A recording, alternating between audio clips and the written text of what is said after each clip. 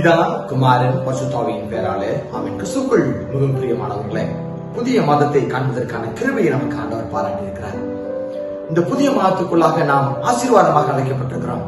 இன்றைய நாளுக்கென்று ஆண்டவர் உணர்த்திய வாக்குத்தத்தமான இறைவார்த்தை, அது ஏசாயா தீர்க்கதரிசி எழுதின புத்தகம் அதிகாரம் 61 அதிகாரத்திலே 10வது வசனம். கர்த்தருக்குள் பூரிப்பாய் மகிழ்கிறேன், என் தேவனுக்குள் என் ஆத்துமா களி கூர்ந்திருக்கிறது.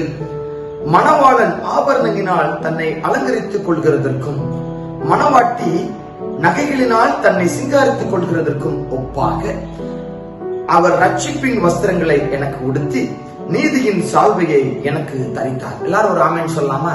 ஆமேன். ஆம், கிறிஸ்துவுக்குள் மிகவும் பிரியமானவர்களே, நம்முடைய ஆத்துமா அது களி கூர்ந்திருக்கிறது. ஆண்டவர் மணவாளனுக்கு என்ன ஒரு ஆபரணங்கள் தருவாரோ, மணவாட்டிக்கு என்ன ஆபரணங்கள் தருவார்களோ, அதை போல நமக்கு அவர் ரட்சிப்பின் வஸ்திரங்களை எனக்கு உடுத்தி நீதியின் சால்வையை எனக்கு தரித்தார். ஆம், இந்த மாதத்திலே நாம் ஆசீர்வாதமான வாழ்க்கைக்குள்ளாக நாம் கடந்து செல்ல இருக்கிறோம்.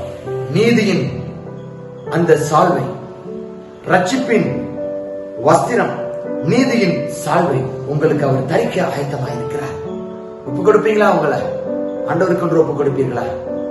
உங்களுடைய ஆத்மா அது களி கூர்ந்திருக்கிறது. கர்த்தருக்குள் பூரிப்பாய் நான் மகிழ்கிறேன், கர்த்தருக்குள் நான் பூரிப்பாய் மகிழ்கிறேன் என்று சொன்னால் அவர் எனக்கு நீதியின் சால்வையை தரித்தார், ரட்சிப்பின் வஸ்திரத்தை எனக்கு தந்தார். ஆசீர்வாதமான வாழ்க்கைக்குள்ளாக நாம் கடந்து சென்றிருக்கிறோம். 6 மாதங்களை கடப்பதற்கான கிருபையை நமக்கு தந்தார்.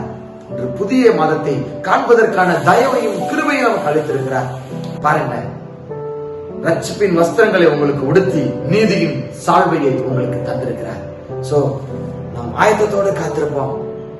அவருடைய எல்லா விதமான நன்மைகளை சுதந்திரத்துக் கொள்ளக்கூடிய பிள்ளைகளாக அந்த நீதியின் சால்வை எங்களுக்கு தந்தீங்களே, ரட்சிப்பின் வஸ்திரத்தை எங்களுக்கு கொடுத்தீங்களே, அதுக்காக நன்றி சொல்கிறோம் என்று சொல்லி ஒவ்வொரு சூழ்நிலையும் நம்ம வாழ்க்கையை உயர்த்தி பார்த்து அவர் அழகு பார்க்கிறார். அவருடைய பிள்ளைகளை எல்லாம் கவனித்துக் கொள்ளுங்க.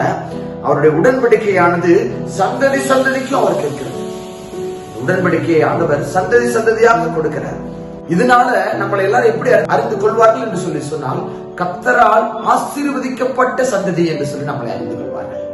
அதற்கு நாம் பாத்திரவான்களாக, பாக்கியவதிகளாக தொடர்ந்து ஆண்டவருடைய பாதையிலே செல்வோம். அதற்காக கர்த்தர் நம்மை அழைக்கிறார். ஜெபசேலமா நேசிக்கின்ற அன்புலத்துக்கு பணம் ஆமாண்டவரை நன்றி செலுத்துகிறோம். கர்த்தருக்குள் பூரிப்பாய் நான் மகிழ்கிறேன் என்று சொன்னால், நீர் எங்களை ஆசீர்வதித்த சந்ததி என்று சொல்லி இந்த கண்கள் காண்படியாக தேவன் எங்களுக்கு அந்த நீதியின் சால்வையை, ரட்சிப்பின் வஸ்திரத்தை எங்களுக்கு தரித்தீர் என்று சொல்லி வேதத்துல போட்டிருக்கிறது. ஆமாண்டவரே, தந்தி எங்களுக்கு உடுத்தினே. ஆமாண்டவரே, நாங்கள் அதற்கு ஏற்ற பிள்ளைகளாக, நீர் ஆசீர்வாதத்தை தந்து அதை சுதந்திரத்துக் கொள்ளக்கூடிய சந்ததியாக எங்களை நீ வைத்திருக்கிறீர் என்ற தயவுக்காக நன்றி செலுத்துகிறோம். தொடர்ந்து இந்த மாதம் முழுவதும் நாங்கள் கடந்து செல்வதற்கான சுகபலன் ஜீவனை தரும்படியாக செய்கிறோம். பொறுப்படுத்திக் கொள்ளுங்க. பிள்ளைகளுடைய தேவையெல்லாம் சந்திங்க. இந்த மாதத்துல என்னென்ன காரியங்களை குறித்து அந்த நோக்கமாக இருக்கிறாங்களோ அந்த காரியங்கள் எல்லாம் தேவன் இயேசுவுக்குள்ள நீங்க நிறைவேற்றி தரும்படியாக செய்திக்க மாட்டோம். அப்படி நீங்க செய்யப்படுறதுக்காக நன்றி செலுத்துகிறோம். முழுதுமாக எங்களை தாழ்த்துகிறோம். புதிய கனமகிமை எல்லாருக்கும் ஒருவருக்கே செலுத்துகிறோம். இயேசு கிறிஸ்துவின் ஜெபம் கேட்கிறோம் நல்ல பிதாவே, ஆமென்.